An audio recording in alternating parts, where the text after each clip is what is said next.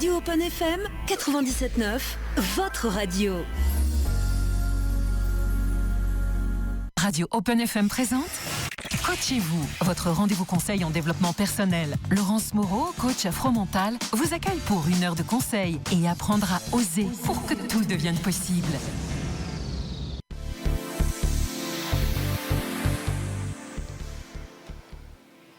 Bonsoir à toutes, bonsoir à tous. Bonsoir Quentin. Bonsoir. Comment tu vas? Très bien, et toi? Ça va, très bien, très bien. Et donc, en parlant de « je vais bien », j'ai envie aujourd'hui, en fait, d'aborder le thème du bien-être.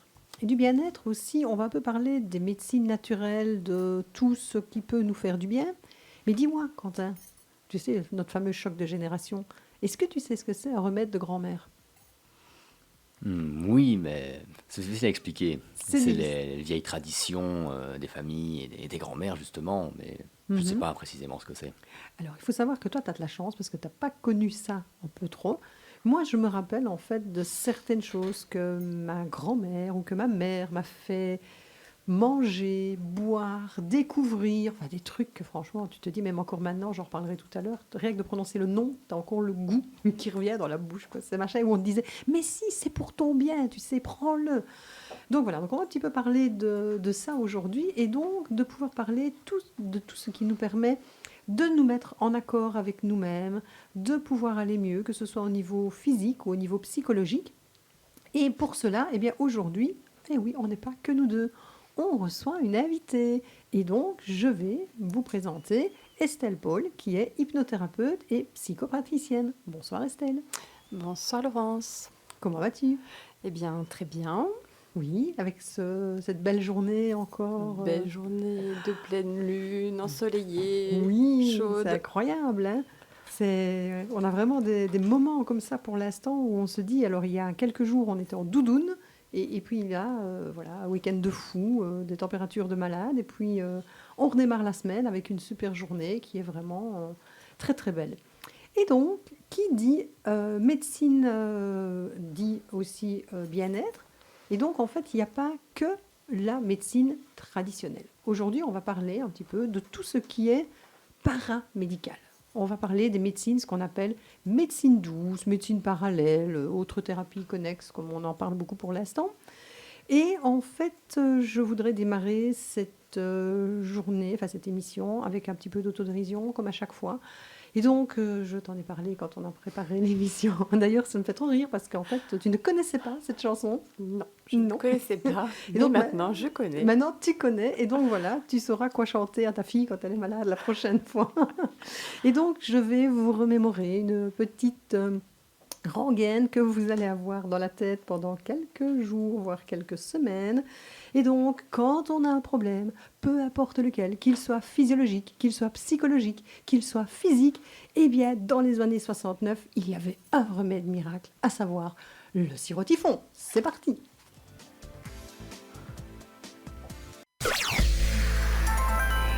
Radio Open FM 97.9, votre radio.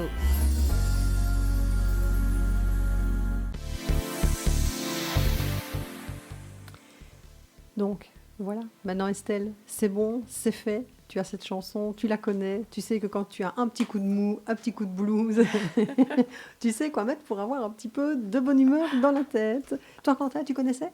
Non, je ne connaissais pas. Non, pas du tout. Eh ben voilà, tu vas pouvoir faire connaître ça à ta génération, hein. Tout à Alors, fait. ce qu'il faut voir en plus, c'est d'aller sur YouTube, évidemment, et d'aller regarder le clip de l'époque avec les costumes et les chorégraphies de l'époque. Voilà, déjà rien que ça. En fait, ça met le sourire et ça donne déjà de la bonne humeur. Et déjà, tu vas mieux. Et déjà, tu vas mieux. Exactement. Et donc, Estelle, mais qui es-tu? Que fais-tu ici? T'es passée, t'as vu de la lumière, t'es rentrée, tu t'es dit, tiens, ils ont l'air de bien s'amuser, je vais aller faire un tour Je aussi. vais aller intégrer le groupe. Voilà, peux-tu nous parler de toi, de qui tu es, de tes pratiques et de ce que tu peux proposer aux personnes? Dis-nous tout. Alors, qui je suis? Donc, Estelle Paul. Bon, en dehors de ma vie personnelle, je suis donc psychopraticienne, donc avec un outil qui est l'hypnose.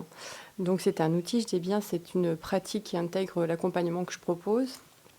Cet accompagnement, eh bien, on va dire qu'il est au service de bon nombre de raisons, de choses, j'aime pas dire problématiques, mais voilà, de certaines situations dont les personnes souhaitent sortir. Alors généralement, on utilise bien sûr souvent le mental, la pensée, le raisonnement pour essayer de résoudre les problématiques dont on souffre.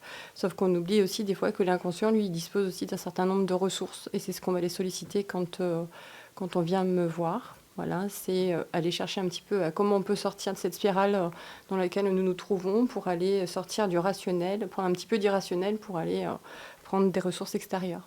D'accord. Et en fait, qu'est-ce qui t'a amené à cette pratique? Parce qu'à la base, je ne pense pas que tu étais dans ce domaine-là. Alors, j'y ai toujours été plus ou moins. Donc déjà, moi, pour mes propres enrichissements, mes propres ressources, je suis née un petit peu dedans aussi, hein, parce que tu n'es pas sans savoir que j'ai toujours été soignée grâce aux médecines parallèles, aux médecines alternatives. Donc les remèdes de grand-mère, je connais, l'huile de fleur de morue, les lavements y compris. Tu n'as pas connu, Quentin, le lavement? Non. Donc voilà, il y a eu quand même un certain nombre de réussites faites sur moi-même. Donc après, moi, ça a été plus effectivement le domaine de l'esprit, du fonctionnement du cerveau, etc., qui m'a intéressée. Donc effectivement, après, j'ai eu ma vie professionnelle parallèle. Et puis est arrivé un moment où mes expériences personnelles réussies, mes expériences aussi de formation, parce que j'ai été formée en psychothérapie à Paris, et aussi la rencontre du monde de l'hypnose, y compris du voyage chamanique que tu connais aussi, et qui m'a amenée à pouvoir aujourd'hui accompagner les personnes justement à solutionner ou à sortir de leurs problématiques. D'accord. En fait, tu as parlé d'un mot qui m'interpelle vraiment, et si je l'oublie, rappelle-moi d'y revenir par après, c'est le mot formation, parce que c'est super important. On va aborder un petit peu les thèmes justement de la médecine douce, mais surtout, c'est quoi la médecine douce? On va un peu, et d'un côté, lever le voile, mais aussi de l'autre côté, faire tomber tous les tabous, et faire tomber toutes les idées fausses et reçues que les gens ont sur les médecines douces, parce que évidemment, on entend à peu près tout et n'importe quoi de nos jours. Et pour certains, on met tout dans le même panier et c'est un monde de charlatans. Et puis voilà. Donc dans un premier temps, en fait, je vais déjà vous donner une définition de ce que c'est les médecines douces. Donc ce sont des médecines non conventionnelles qui sont évidemment opposées aux médecines naturelles en termes de définition, je parle bien. Et donc qui sont aussi appelées médecine alternative, médecine parallèle, médecine holistique, médecine naturelle. Donc voilà, qui prennent plusieurs noms et qui regroupent différentes pratiques thérapeutiques. Il faut savoir à l'heure actuelle qu'il y a 400 pratiques thérapeutiques reconnues en médecine naturelle, médecine douce. Et que l'année passée, en fait, des statistiques prouvent que 58% des Français ont eu recours aux médecines parallèles, aux médecines douces, pour se soigner. Donc c'est dire si l'engouement à l'heure actuelle est important au niveau des médecines non conventionnelles. Les médecines non conventionnelles, donc appelées holistiques, ont pour but en fait d'aller mieux, de rechercher un équilibre entre le corps, l'esprit, et pour certaines personnes de sortir du carcan traditionnel, du médicament, du suivi médical lourd que l'on peut proposer lors d'une maladie ou d'un problème.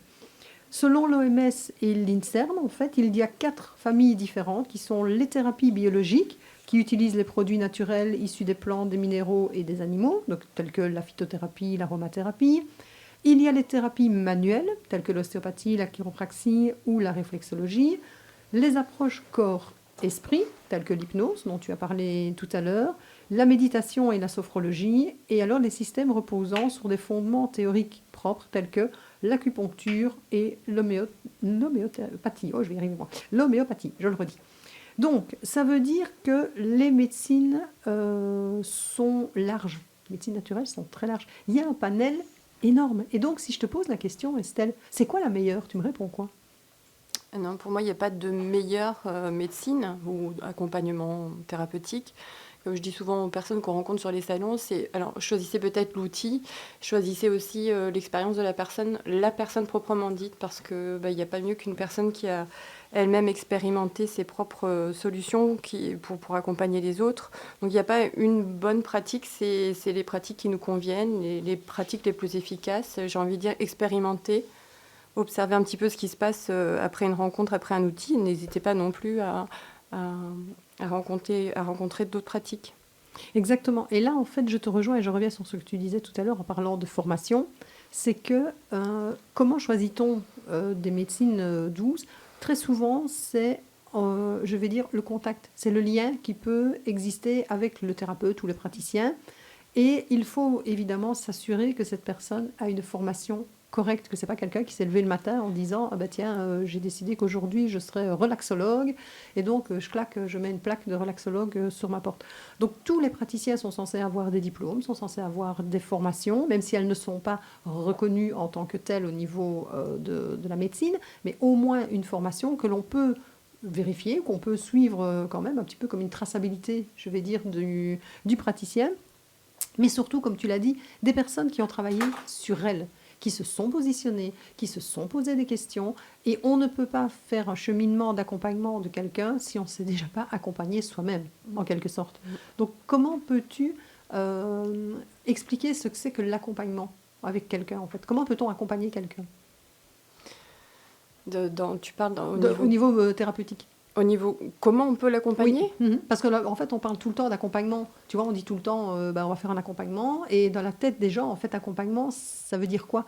C'est je t'accompagne. Alors moi, c'est un terme que j'ai choisi par moi-même parce que l'accompagnement, pour moi, on n'est pas là pour résoudre, on n'est pas des médecins, on n'est pas là non plus pour se porter guérisseur ou autre. Par contre, on peut accompagner la personne. C'est-à-dire aussi que je dis souvent, bien sûr qu'on peut aller rencontrer quelqu'un, de ne pas remettre le pouvoir que l'on a sur nous-mêmes. Choisir quelqu'un pour nous accompagner, c'est choisir quelqu'un qui va nous donner des outils, qui va nous distribuer certaines cartes, qui va nous amener un certain nombre de choses à notre connaissance pour pouvoir nous permettre d'avancer seuls. Voilà pourquoi on choisit accompagnement. Après, il y a beaucoup de personnes qui vont choisir un poste de consultant. Il y a différentes nominations sur la thérapie, en fait, hein. Tout à fait. C'est l'accompagnement, c'est vraiment, comme je dis, c'est amener les personnes à pointer du doigt leurs propres ressources de sorte à ce qu'elles puissent continuer de cheminer seules. Tout à fait. Et c'est là que je voulais en venir, en fait. C'est vrai que je t'ai posé la question un peu à brûle-pourpoint. C'est surtout le côté, on ne peut pas aider les gens malgré eux. Et surtout, on ne peut pas faire la démarche à leur place. Donc ça veut dire que, moi je suis souvent confrontée dans ma pratique, mais il faudrait que ma fille vienne vous voir. Il faudrait que je vous envoie mon mari. Mais non, je ne peux pas soigner quelqu'un et je ne peux pas en tout cas accompagner quelqu'un si cette personne n'est pas demandeuse et si le contact ne passe pas avec cette personne et surtout si cette personne ne fait pas son travail. Parce que dans toute pratique et dans toute pratique d'accompagnement notamment, il y a un travail à faire en amont et en aval par la personne. Je vais prendre une autre pratique telle que je prends la naturopathie. Si le naturopathe vous donne tous les outils pour le faire, mais que vous ne le mettez pas en pratique, clairement, ça ne va servir à rien. Ah oui, vous aurez dit, ouais, génial, je suis suivie par un naturopathe. Alors, je suis une des meilleurs exemples dans le cas ici. J'ai été voir une naturopathe, elle m'a fait tout un programme, c'est magnifique. J'ai changé certaines choses, sauf que je n'ai pas tout changé, donc je n'ai pas encore réussi à me désintoxiquer ni des frites, ni de la mayonnaise, ni du coca. Donc, évidemment, je ne peux pas attendre que le résultat soit optimal, puisque évidemment, moi, je ne fais pas tout mon travail. Puis il y a des choses pour lesquelles on est prêt. Il y a des choses que l'on peut entendre, il y a des choses que l'on nous donne, en fait, mais qui ne sont pas pour l'instant prêts à éclore dans nos vies. Il y a aussi un chemin, c'est comme je dis, en fait, il y a des prises de conscience qui sont faites, et voir un petit peu marcher chaque pas, marcher les pas de l'avancement, de l'accompagnement. C'est ça aussi, c'est quand on va voir un entraîneur sportif ou un coach sportif, il va nous donner un bilan, il va nous faire un programme et effectivement, libre à nous de choisir ce programme ou non. C'est aussi quand on va voir un thérapeute, c'est aussi ça. Il y a un échange, il y a une rencontre qui se fait, il y a des outils qui sont offerts, il y a des prises de conscience. Maintenant, c'est à nous de mettre en place des choses aussi dans notre quotidien. On ne peut pas tout réformer, on ne peut pas réformer une vie non plus du jour au lendemain, et de laisser les choses aussi infuser, se diffuser et se mettre en place dans le quotidien. Exactement. Donc, on en revient à la personne est actrice de sa vie. C'est elle qui décide, mais c'est elle qui décide aussi jusqu'où elle peut aller et ce qu'elle est capable de mettre en place là, maintenant, tout de suite. Donc, comme on l'a vu, en fait, la liste des médecines est longue. Donc, je ne vais pas les citer toutes les 400, sinon je pense que je fais une nocturne. Et surtout, en fait, la problématique du bien-être ou du mal-être, je ne sais pas comment il faut le préciser ici, c'est pas nouveau. ça existe depuis toujours. Déjà, dans l'Antiquité, on traitait le mal-être des gens, on insistait sur l'importance, déjà rien qu'un esprit sain dans un corset, ça date de l'Antiquité. Et donc, c'est vrai que pour aller, non pas, on ne va pas aller jusqu'à l'Antiquité, parce que sinon, il ne va pas être sympa si je le traite d'Antiquité, mais déjà, Alain Souchon, dans les années 70, je pense, mais nous parlait de ce mal-être avec sa chanson « Allô, maman, bobo ».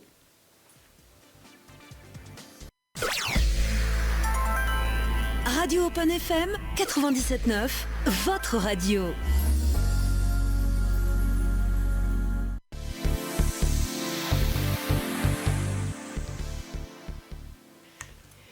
Donc, Estelle, après cette première approche des médecines naturelles, est-ce que tu peux nous parler un peu plus en détail de tes pratiques, notamment l'hypnose? Parce qu'en fait, dans la tête des gens, l'hypnose, ça a une image alors, totalement galvaudée. On est en mode mesmer, ça y est, je vais aller voir une hypnothérapeute, elle va me faire aboyer ou elle va me faire faire la poule.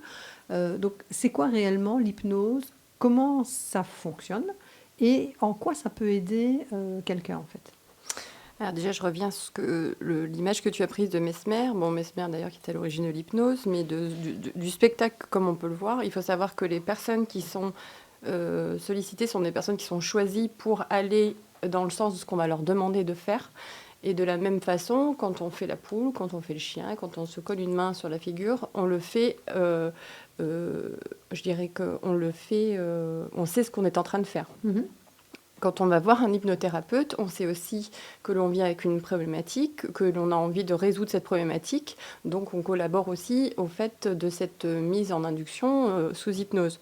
Alors, l'hypnose, c'est un état modifié de conscience, simplement. C'est que en temps normal, on utilise notre mental. Donc, c'est toute cette sphère de connaissances, de croyances, de toute la culture, les enseignements, de tout ce que l'on maîtrise, de tout ce que l'on connaît. Et de l'autre côté, il y a le cerveau qui est plus lié à l'intuitif, qui est lui plus relié, qui est relié à l'inconscient, au subconscient, etc., qui lui dispose en fait d'une autre vision des situations. Alors, ce qui se passe quand on est entre guillemets sous hypnose, donc on est tout à fait en capacité de se rendre compte que nous sommes sous hypnose. Mm-hmm. On décide d'ailleurs de travailler de cette manière. Et on décide de se laisser guider pour aller ouvrir les portes, effectivement, pour nous permettre, généralement, quand on prend l'image du rond-point, c'est que quand on a une problématique, on tourne dans le rond-point et on oublie de voir qu'il y a des sorties autour. L'inconscient, lui, il a conscience de tout ça. Et il n'attend que nous, d'ailleurs, pour nous permettre de nous aider à sortir de cette situation ou de sortir des situations de souffrance ou de trauma, des choses comme ça. D'accord. Donc, si je schématise, on peut dire que l'hypnose, ce serait un petit peu de mettre le mental, d'une certaine manière, un petit peu en stand-by pendant quelques temps pour laisser parler une autre partie de nous qui est ce côté plutôt intuitif et subconscient. Et observateur. Et observateur, on va prendre la situation de beaucoup plus haut. Alors, je fais des raccourcis. On va aller prendre la situation de beaucoup plus haut et on va sortir de cette situation pour se placer en observateur. Et généralement, en plus de ça, je n'ai pas que l'outil d'hypnose, j'ai des outils de libération émotionnelle, parce que généralement, quand on est aussi en souffrance, il y a une charge émotionnelle très importante dans le corps. Donc là, on laisse aussi beaucoup de place à ça, avant et parallèlement d'ailleurs à la recherche de ressources extérieures. D'accord. Et as-tu déjà été confrontée à des détracteurs, à des gens qui viennent te trouver, même dans ta pratique à toi, dans ton cabinet, en te disant oui, de toute façon, moi, je vais vous trouver, mais votre truc, j'y crois pas. Non, parce que déjà, on n'est pas sans savoir que je ne suis pas dans le bénévolat, donc qu'on paye une séance. Donc je pense que la personne qui... Donc non, il y a une situation où je l'ai senti de départ, c'est une épouse qui est venue sous les recommandations de son mari, qui n'avait pas envie de venir, elle l'a dit depuis le départ. Bon, elle est venue vraiment par la main avec son époux, et effectivement, là, il y avait beaucoup de résistance. Et l'hypnose n'a pas fonctionné. Alors, l'hypnose n'a pas fonctionné, mais j'ai envie de dire que l'hypnose, c'est un outil qu'on va encore prendre. Il y a d'autres outils qui peuvent permettre à la personne d'être soulagée. Mais l'hypnose, effectivement, c'est un choix que l'on fait de se livrer à l'expérience, d'aller chercher les ressources de l'inconscient. Entièrement. Et c'est vrai que ce côté, comme tu dis, j'y crois pas, c'est quand même important aussi parce que si on a envie de tester une nouvelle technique, mais qu'au fond de soi, on a envie consciemment, et au fond de soi, on sait qu'en fait, on n'a absolument pas du tout, qu'on n'y croit pas, ou comme tu le dis si bien, on m'a forcé, ou votre truc, de toute façon, c'est du grand n'importe quoi, j'ai pas envie. En fait, ça ne marchera pas. tout comme si le lien avec le thérapeute ne passe pas, mais clairement, ça ne sert même à rien, comme tu dis, si bien d'aller jeter 50, 60 euros pour aller voir quelqu'un où on sait que le feeling ne passera pas. Notre accompagnement, l'accompagnement de la plupart des thérapeutes, passe réellement par ce lien de connexion avec le client. Mais j'ai envie de dire aussi, enlever aussi toute cette idée vraiment un petit peu épaisse de l'hypnose. Nous sommes au quotidien, dans la journée, en situation d'hypnose. Quand on est en voiture, qu'on a les yeux rivés sur la route et qu'on ne se rend pas compte des kilomètres que l'on a fait, nous sommes en état d'hypnose. Tout à fait. Nous Quand sommes on en état arrive, de conscience modifié. Quand on est devant la télévision et qu'on accroche et que le regard accroche sur un certain nombre de choses, mais qu'en même temps le mental continue à fonctionner et qu'on va se souvenir quand même à un moment qu'il y a un visuel qui est resté, on est en état modifié de conscience. Tout à fait. Et c'est vrai que je reprends l'exemple, comme tu dis, parfois on arrive après un trajet en voiture et puis on se dit, mais tout compte fait, je ne me rappelle même pas d'être rentré ou, zut, j'ai oublié la sortie. Alors maintenant aussi, tu viens de donner une piste à tous les ados qui vont bientôt répondre à leurs parents. Et donc en fait, j'étais en état d'hypnose devant la télé, c'est pour ça que je t'ai pas entendu. Oui, on le fait aussi d'ailleurs quand eux nous parlent et qu'on leur répond et qu'on ne s'est pas rendu compte de leur avoir répondu. On est en dédoublement, en dissociation, on est en état d'hypnose là aussi. C'est-à-dire que notre mental continue, lui, où le monde de la pensée est en effervescence, quelqu'un s'adresse à nous, on répond, on est en état d'hypnose. Et on ne sait pas, en fait, limite après qu'on a répondu. Et en tout cas, Quentin, je t'interdis d'utiliser cette confidence.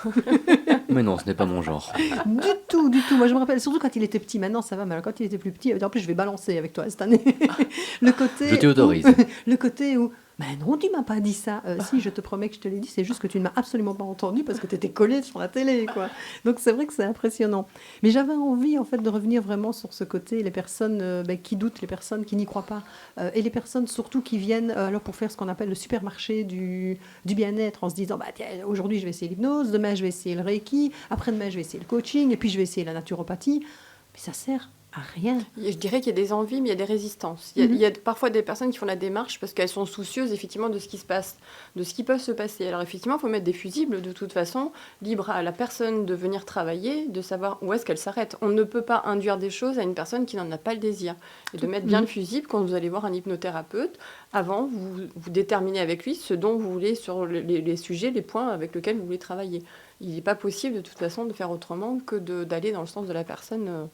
si elle a bien mis les sécurités de là où elle veut travailler. Et n'oublions pas que chacun est libre de ses choix et chacun décide du travail qu'il veut faire sur lui-même. Et pour répondre à toutes ces personnes qui doutent, à toutes ces personnes qui ne savent pas, qui voudraient bien, mais qui n'osent pas, aujourd'hui, c'est vraiment la journée ancienne chanson. Je suis dans ma période nostalgique. Je fais une journée, une émission nostalgique. Et donc, on va repartir sur Les gens qui doutent d'Anne Sylvestre.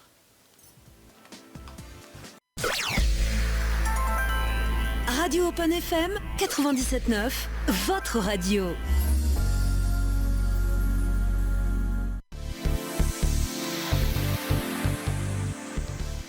Alors, Estelle, reparlons maintenant de ces fameuses remèdes de grand-mère. Alors moi, je l'ai dit tout à l'heure, il y a un truc, mais alors qui me revient dès que j'entends ce mot-là, c'est que quand j'étais gamine, c'est-à-dire hier, ma mère, merci maman, m'obligeait à manger de la gelée royale. Pour ceux qui ne savent pas ce que c'est un dérivé, donc c'est un produit, alors je me rappelle, j'entendais, c'est le produit le plus noble de l'abeille, c'est vraiment c'est du miel, quoi, c'est un truc qui est à base de miel. Et je vous jure qu'en le disant encore maintenant, j'ai le goût de ce truc qui me revient dans la bouche. C'était une horreur. Je voyais arriver la cuillère et c'était vraiment comme dans les dessins animés. T'as pas connu l'huile de foie de morue, a priori? Non, j'ai pas connu l'huile de foie de morue. Non, j'ai évité l'huile de foie de morue, mais j'ai quand même chopé... D'ailleurs, mais c'est fou parce que même maintenant, le miel tout seul, j'en suis incapable. Le seul moment où je mange du miel, c'est dans du lait chaud avec du sucre quand je suis malade et que j'ai mal à la gorge. C'est le seul moment où chaud, quand il est cuit dans une préparation. Et donc, en fait, quand on reparle de ces remèdes de grand-mère, comment est-ce qu'on peut expliquer que des femmes et des hommes, de tout temps, sans avoir fait d'études de médecine, étaient capables de guérir ou de soulager avec les plantes ou d'autres méthodes naturelles? Est-ce que c'était des magiciens? Dis-nous tout. Alors moi, j'ai envie de faire un petit parallèle. C'est qu'il y a des enfants à 3 ans qui jouent du piano, on appelle des prodiges en fait, qui jouent du piano et on ne sait pas d'où vient ces dons. Je pense qu'il y a une part de donation, alors donation transgénérationnelle, mais certainement aussi dans l'affiliation, voire dans les ancêtres, des choses, des réminiscences qui ressurgissent alors, chez certaines personnes. Il y a beaucoup c'est un sujet philosophique, on peut dire, mais il y a beaucoup de choses qui reviennent aussi aujourd'hui parce que les personnes reviennent un petit peu, malheureusement, des méfaits, entre guillemets. Alors, moi, je ne suis pas contre la médecine traditionnelle, l'allopathie, mais il y a aussi des limites. Alors, c'est que quand il y a une problématique du corps ou un problème de santé qui se présente, généralement, c'est qu'il y a un bon nombre de choses qui ne vont pas, des désordres qui se créent et qui impactent le corps. Et aujourd'hui, on va prendre un médicament qui va venir taire ce problème de santé. Et après, on s'étonne qu'il y ait des contre-effets qui se passent, étant donné on n'est pas sans savoir que les produits sont chimiques et que le corps, effectivement, a des résistances à tout ça. Ce qui se prouve aussi aujourd'hui, c'est que des médecines anciennes, des petits secrets de grand-mère, comme on le disait, effectivement, nous ramènent les plantes. Les plantes reviennent beaucoup, des petites choses toutes simples dont on avait l'usage qui ne font plus partie de notre quotidien, alors que c'est quand même... Des produits intéressants, très simples qu'on peut trouver aussi dans le jardin. Hein, je pense au thé, on va en reparler. Est-ce que tu peux nous donner quelques recettes de grand-mère ? Oui, parce que justement, en ce moment, on est un petit peu entre les vagues de chaud, de froid, l'automne, des petits mouvements d'énergie, des moments un petit peu de fatigue.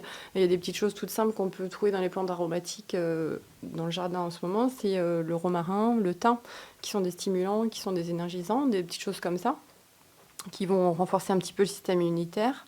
Savoir aussi que c'est toujours intéressant, parce qu'on n'est pas, nous, dans nos âges, sans souffrir des fois de petites inflammations, des choses comme ça. Le romarin et le thym, c'est des anti-inflammatoires. Voilà, donc tout simplement des petites décoctions dans la journée de romarin, de thym, à raison de 15 à 20 grammes dans un peu d'eau chaude. Voilà, ça peut pallier des petites choses, des petites baisses d'énergie, des choses comme ça. Le romarin aussi, j'ai noté aussi, pour moi, je l'utilise beaucoup parce que j'ai des petits problèmes d'eczéma. C'est très très bon pour le foie, pour tout ce qui est nettoyage dépuratif du foie. Donc après aussi un petit repas un petit peu arrosé, où on a bien mangé, des choses comme ça. Le romarin, c'est très très intéressant comme dépuratif. Et aussi, il travaille sur la vésicule biliaire. Et moi, j'ai toujours entendu parler de l'ail aussi. Oui, et tu as lu dans mes pensées, tu es trop forte. Et oui, qu'est-ce que tu veux ? Moi aussi, je fais un peu de... Alors là, effectivement, on a des résistances à ça pour les problèmes buccaux, alors qu'en fait, c'est quelque chose de très, très intéressant. Alors déjà, il faut savoir que c'est un excellent vermifuge naturel. On devrait l'utiliser régulièrement, même pour les enfants, même si c'est pas un petit peu écrasé dans la purée, des choses comme ça. C'est excellent pour les vers. C'est un hypotenseur. Là aussi, c'est un stimulant, même un excitant. Alors, évitez l'ail le soir. C'est un excitant. Il faut savoir aussi que pour les personnes qui souffrent de cholestérol et de sucre, que c'est un régulateur. Il contribue à réduire le taux de sucre et de cholestérol. Et alors pour les petites choses aussi, vraiment les petites choses de sorcières, quand on a des infections, alors je ne vais pas rentrer trop dans le détail, mais des choses un peu pas très sympas comme les plaies, les abcès, les furoncles et des choses comme ça, tout simplement en pilant de l'ail sur un cataplasme, en appuyant, en mettant le cataplasme sur la plaie ou sur le bouton ou des choses comme ça pour les personnes qui ont de l'acné, c'est fantastique, ça aide vraiment à nettoyer la plaie et à désinfecter. C'est un très très bon désinfectant. Ah oui, donc ça fait quand même déjà pas mal de choses. Tu en as encore une ? Et j'en ai encore un petit truc, c'est tout simplement pour les brûlures. Quand on se brûle, pareil, on écrase un petit peu d'ail, alors une compresse, un peu d'huile d'olive, de l'ail et sur la brûlure. Et ça aide à couper le feu, mais aussi à la cicatrisation. Eh bien écoute, regarde, je ne te mens pas. J'ai testé hier, j'ai voulu faire de la sauce spaghetti, sauf que je me suis trompée, j'ai voulu tester pour voir si je cuisais aussi bien que mon hachis. Et donc j'ai cette brûlure là de 10 cm sur l'avant-bras. En plus, ça ne se voit pas ici, mais c'est le genre d'endroit où ça gratte bien et où oui, je ne me suis pas ratée. Et donc, écoute, je vais tester. Je vais essayer ton remède. Donc, tu vas me faire ma petite ordonnance à la fin de l'émission pour que je puisse tester. Et je vous dirai la semaine prochaine si oui ou non. Je vais faire les photos avant, après, pour voir si oui ou non ça fonctionne. Donc, en fait, quand on dit que nous, les femmes, que nous, les thérapeutes, que nous, les praticiens, on est des sorcières, c'est pas faux, tout compte faire. Alors, sorcière dans son sens noble, parce qu'on a diabolisé énormément la femme, on a diabolisé effectivement toutes les femmes médecines dans les traditions, parce qu'on ressort beaucoup le chamanisme. Nous aussi, en France, on avait une culture celtique, mais aussi avec nos petites femmes médecines. Et effectivement, les sorcières, on les a noircies, parce que justement, elles se révélaient avec des pouvoirs qui ne convenaient pas à tout le monde. Donc, on les a diabolisées. D'accord. Et si je te dis que la semaine prochaine, il va y avoir une espèce de réunion de sorcières sur l'Andouge. Est-ce que tu as entendu parler de ça? On va faire un petit sabbat de sorcières sur l'Andouge. En fait, mais tu sais qu'en fait, à Limoges, il ne se passe jamais rien. C'est bien connu. Oui, bien connu. Et donc, je pense qu'en fait, il y a une chanteuse que j'ai découverte, je ne la connaissais pas du tout, qui est Lucie Manusset. Et je vais lui donner la parole. Alors, c'est vrai que le son n'est peut-être pas top au niveau de la vidéo, enfin de l'audio, pardon. Mais franchement, je trouve que c'est vraiment super bien fait. Alors, évidemment, c'est de l'autodérision, à ne pas prendre au premier degré, je le précise toujours. Mais donc, en effet, oui, il se passe bien de temps en temps des choses sur des belles choses, Limoges. Et des belles choses. C'est parti, Limoges.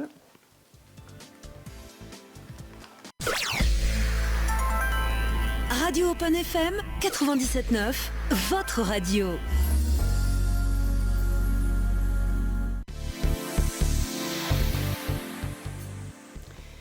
Et donc, oui, bien sûr, il se passe des choses à Limoges.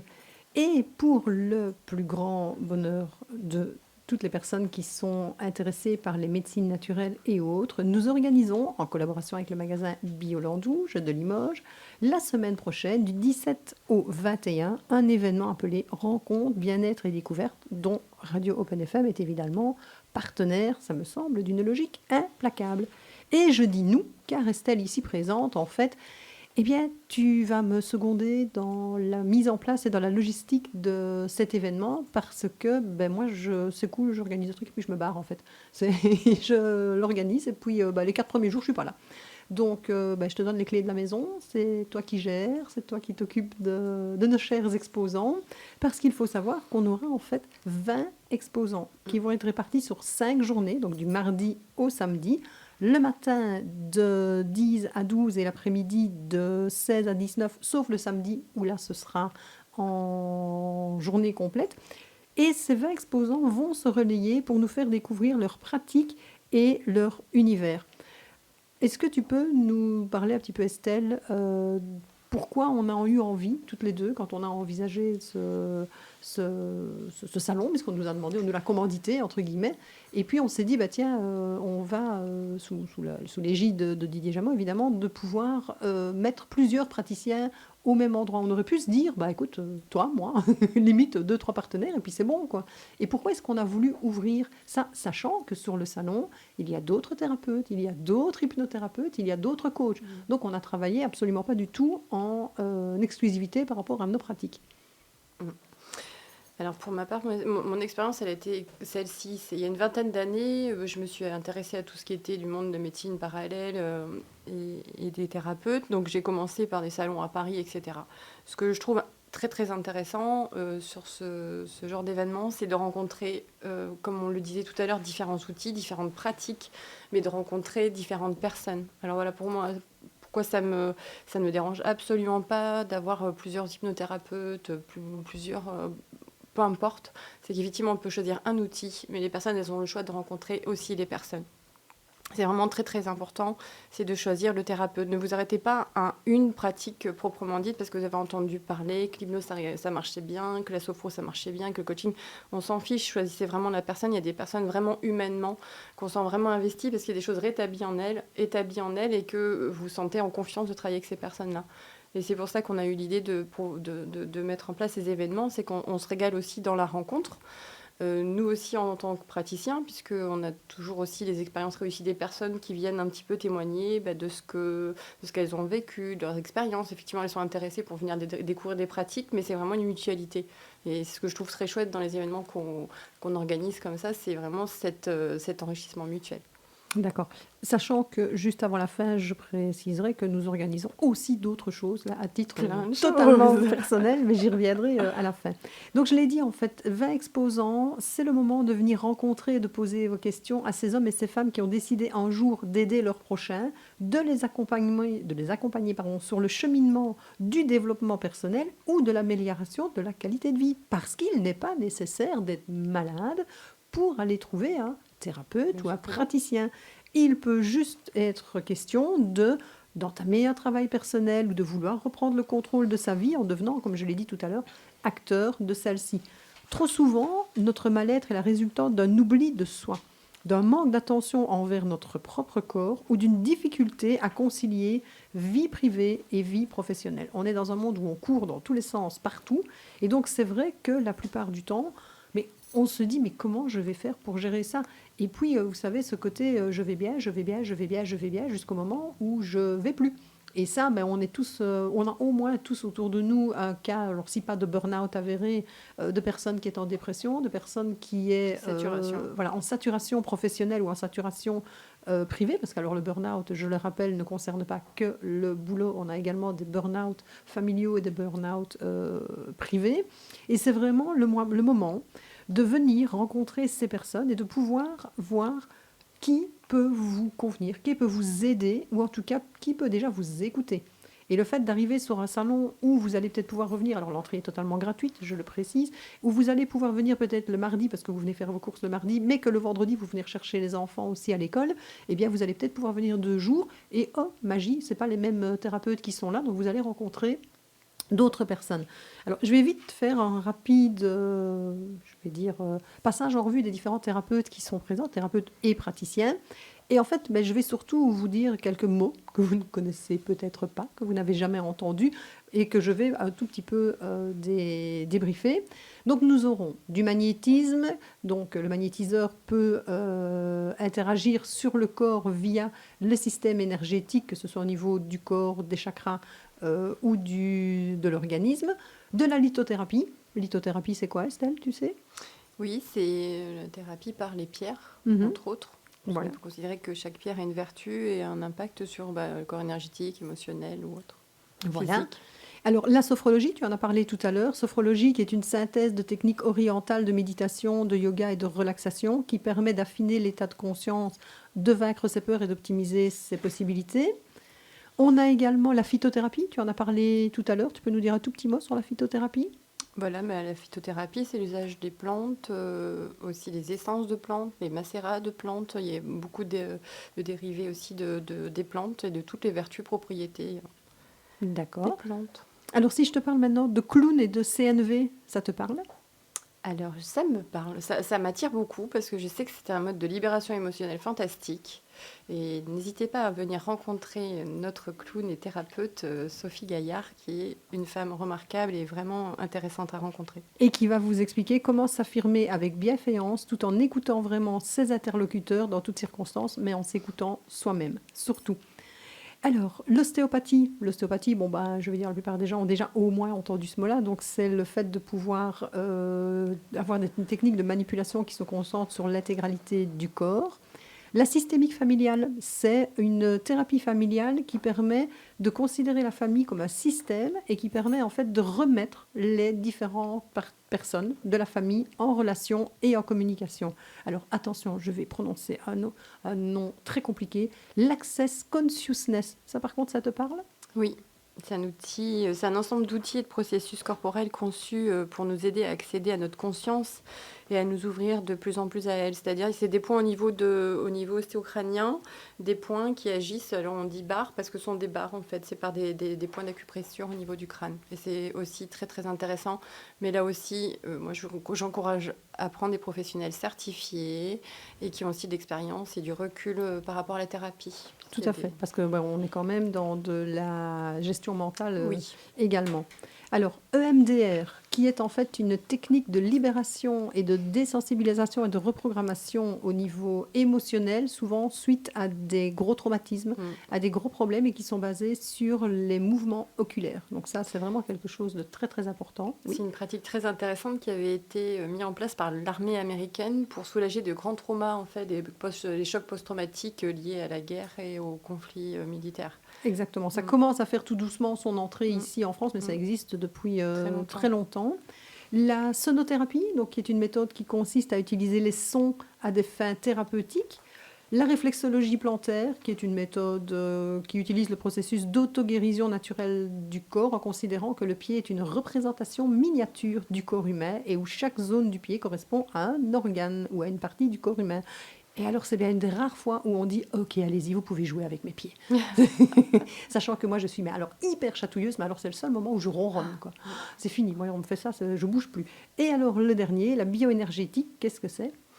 Alors, c'est l'analyse bioénergétique. C'est une pratique de psychothérapie reposant sur l'unité corps-esprit de la personne qu'elle considère dans sa globalité, donc corporelle, émotionnelle, psychologique, relationnelle et symbolique. Elle allie un travail en fait sur le corps et les tensions musculaires, un travail d'élaboration psychique.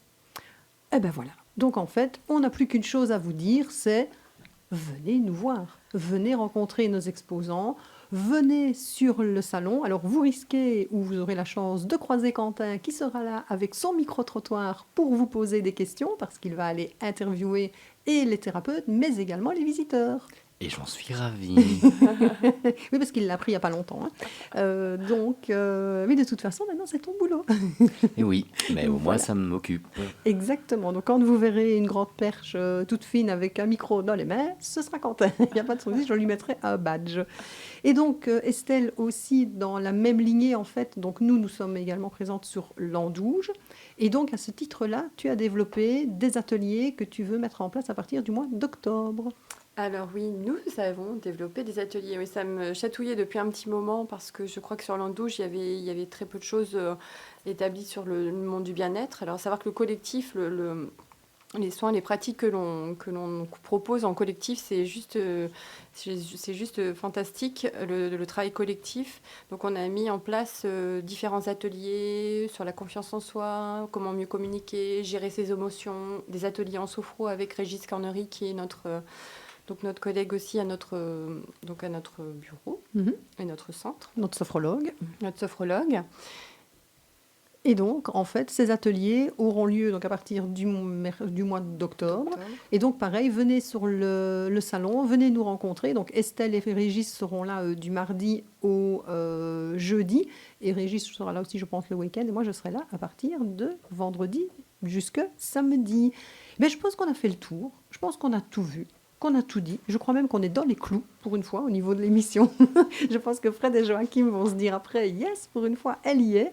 Et donc, comment parler de... D'abord, Estelle, je voudrais te remercier pour ta participation, pour les interventions tout à fait, je vais dire, adéquates que tu viens d'avoir dans cette émission. Et puis parce que on partage un super travail ensemble. Donc, excellemment guidée quand même, on ne peut pas dire. C'est un peu finger in the nose. Il suffit Voilà. que de te suivre, comme d'habitude. Écoute, alors me suivre, je ne sais pas si c'est si facile que ça. Mais... Donc, merci en tout cas de ta confiance. Parce que c'est vrai que je t'ai pris un petit peu à brûle-pourpoint sur certaines questions. Mais donc, voilà. Donc, si un jour tu veux faire de la radio, tu sais où tu peux venir. Je crois qu'il y a encore des créneaux. Donc voilà. Quentin, merci pour la technique. Avec plaisir. Voilà. Et donc, je fais un petit coucou à Joachim qui nous écoute de loin et puis qui, de temps en temps, fera un petit comeback pour venir quand même voir ce qui se passe dans l'émission. Hein. C'est quand même important. Et comme on parlait tout à l'heure de sorcières et de femmes médecine, je ne pouvais pas, évidemment, terminer sans cette magnifique chanson qui a été reprise par Laetitia Isambert et Nathalie Doumard et qui s'appelle Une sorcière comme les autres. Écoutez les paroles, c'est magique et c'est magnifique. Elle les paroles concerne tous nos mères, nos grands-mères, nos filles, elle concerne toutes les femmes. Hein. Exactement. Donc un petit coup de féminisme à la fin de cette émission. Et donc je vous remercie, je vous souhaite une excellente soirée et à la semaine prochaine. Et n'oubliez pas, du 17 au 21 sur l'Andouge, sur l'esplanade de l'Intermarché. À bientôt. À bientôt. Au revoir.